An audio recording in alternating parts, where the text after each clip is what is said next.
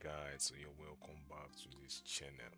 So today we're going to be looking at how we can actually enable Amazon CloudFront, right? For an Amazon S3 website, we created using the management console. Now, previously, right, we actually created an S3 bucket in a previous video. So if you've not seen that, you can actually use description to actually see that, right?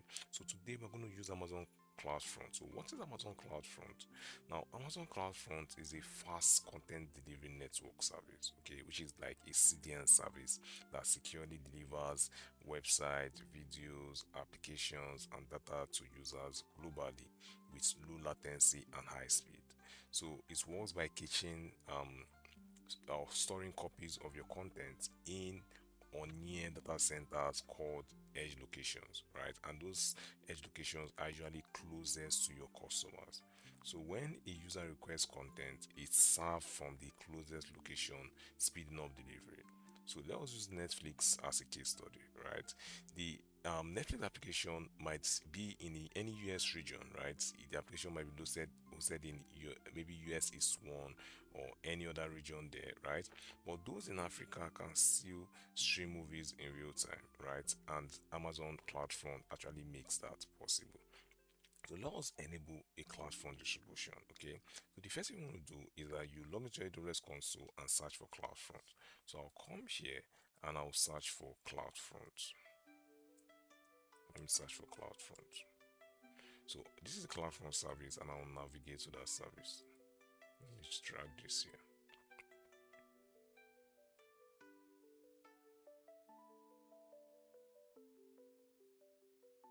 So the next thing I want to do, right, is to create a distribution. Okay.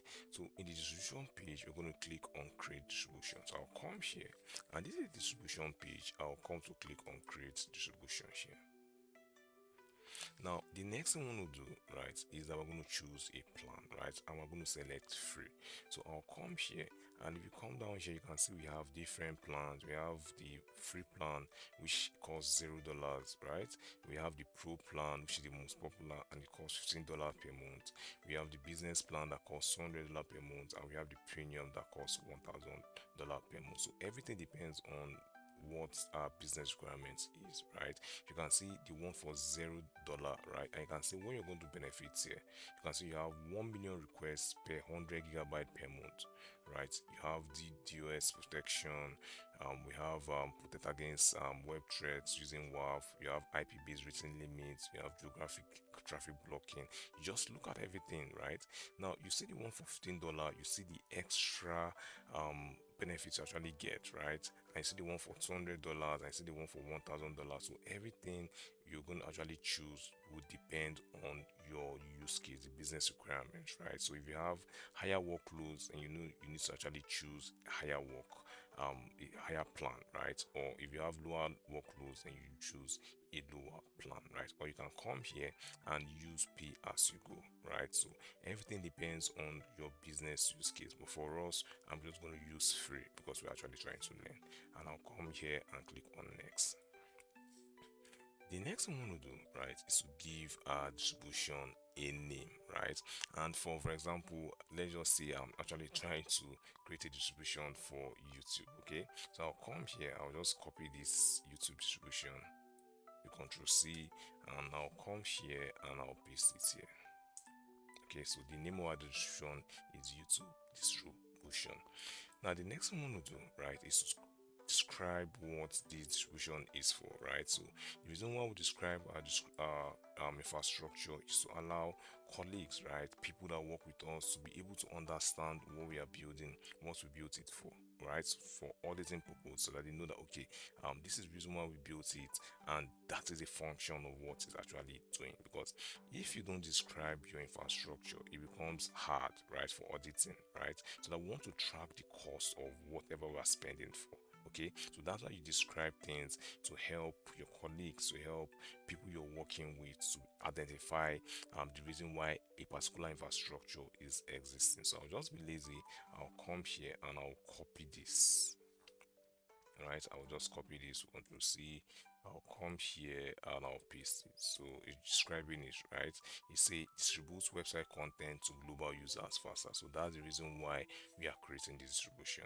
Then for distribution type, we'll leave it like so here. Then the next thing we want to do, right, is that we're going to locate domain. Now, if you bought your domain name from an AWS service called Draft 53, then you can paste that domain name in the CloudFront service, right? And it will allow users to access your website securely. Now, if you come here, this is what we're talking about here, right? You can see that if you actually bought your domain, now your domain can be textila.info, your domain can be whatever you have, right? Maybe amazon.com or whatever, right? So that is your domain name. So if you bought a domain name from a service like Route 53, right, then it means that you can actually come here and actually use that domain name, right? And automatically, right, AWS will actually give you this TLS certificate, right? So it will allow customers to be able to access your CloudFront distribution, right, using your own domain name in a secure way, right? But if you don't, you have to actually skip this. And I didn't actually get my own domain name using Route 53, right? I got using Namecheap, so I'm going to scroll and skip that. But if you have one, you can just put your domain name here and you're good to go. So I'll come here and I'll click on next. Now the next thing I want to do, right, is to look for our origin type, right? So the origin type, like you see here, is where our website is living, right? So it depends on where you have your website. If you have your website in a load balancer, you choose load balancer. If you have it from an endpoint like API gateway, you choose it. If you have it as any other AWS service or known AWS origin, maybe you have it from somewhere outside AWS, right, hosted on AWS, you choose other. Then if you have maybe an elemental media package, you choose it. But for us, I have my website hosted in Amazon S3. So if you want to look at how you can actually create a static website, there's a link here. You can actually watch the video and see how you can do that for yourself. So I'll click Amazon S3 because that is where I have my website hosted. Okay, so the next thing I want to do is that let me come down here, and under the origin, we're going to click on browse S3 and we're going to select the name of your S3 bucket, right? And for me, I'll use the name of my bucket and I'll click on S3 endpoints. Leave other default and click on next. I'll come here, right? And this is the origin I choose. This is Amazon S3. I'll scroll down here. And when you come to the origin, right? So you want to select where your bucket is, okay? So I'll click on browse here. And you can see I have two buckets here. So the where I have my static website, where I have my website hosted is static website hosting, right? So I'll click on this and I'll click on choose. And you can see we're going to use this bucket, right? So this pop-up will come out, use website endpoint, right? So what it means is that if you plan to use distribution as a website, right, recommend using the S3 website endpoint rather than the bucket endpoint. So you can click on use endpoint, right? So the next thing we want to do, right, is to scroll down, and we are going to actually go to the web application firewall WAF, right? Click on use monitor mode checkbox. I'll come here, right? I'll leave this as the default. I'll come down here.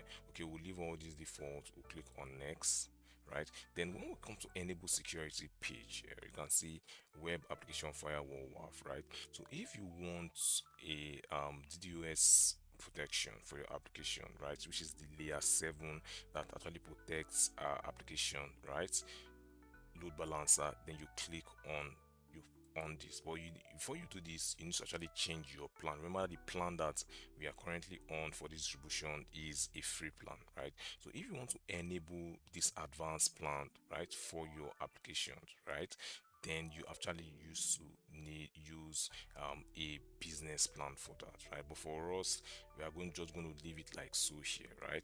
So you can also use monitor mode. Now if you come out to the documentation here, right, and you come down here, you can see that we are going to use monitor mode, right, because it allows us to do a safe testing for our application, right? And what it does is that it allows us to see what will happen if WAF rules were active, but it wouldn't actually block any traffic in terms of legitimate traffic or malicious traffic, but to tell us, okay, this is what will happen if we actually enable rules. So if we come here and we click on use monitor mode, it will show us, okay, when we have requests, it's telling us what WAF will do, right? If it was actually enabled, to just show us like something like safe testing of, okay, if you had WAF enabled, this is what to prevent for our website, right?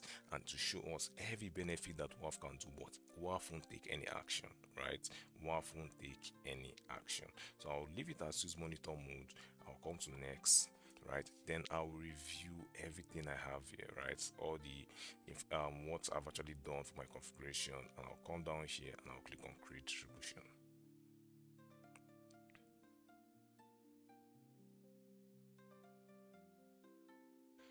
And you can see my distribution has actually been created, right? So I can come to distributions here, and you can see I have my distribution I just created, and you can see it is enabled. Now there's something I want us to actually see here, right? And it is in this documentation, right?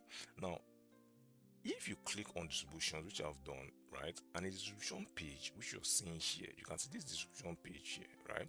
Now you observe that when we come to the domain name standard tab, right, which is here, right, you can see that we have something like CloudFront's own URL, right?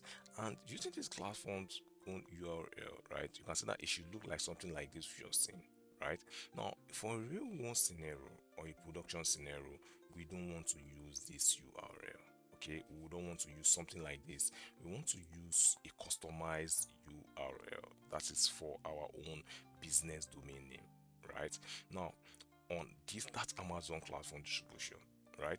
Now in the next video, I'm going to show you how you can actually enable that, right? So instead of using this, right, you use your own company domain name, right? So subscribe to this channel, turn notifications on, and when that is out, you're going to get it. So we are going to see in the next one. Bye for now.